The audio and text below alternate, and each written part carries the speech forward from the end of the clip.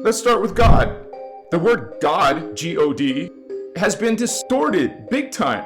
Jehovah God, some people call it Yahweh God, what we call an extraterrestrial God, little g, presenting itself as source God. You notice we call God source?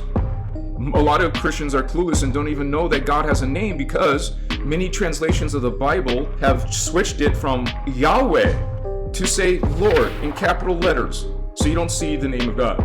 Because to the Jewish people, because that's what Christians are following, the Jewish God.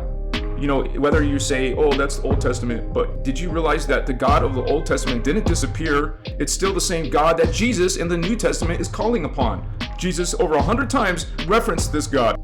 I thought you were dismissing the Old Testament, but you're still talking about the same being, which is called Yahweh according to Jewish tradition.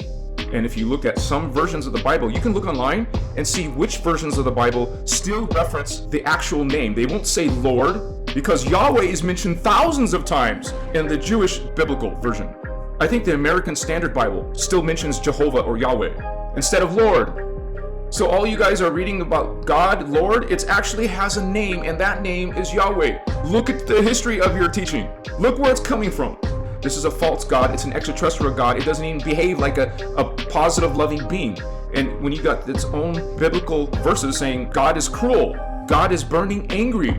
But what about all these horrible, disgusting things that this ET Father God, Jehovah, Yahweh, has done? And when you're deeply ingrained religion, you justify all of that. So there's enough information about this false ET God. If you want to know more, look at my other videos because I talk extensively about those beings.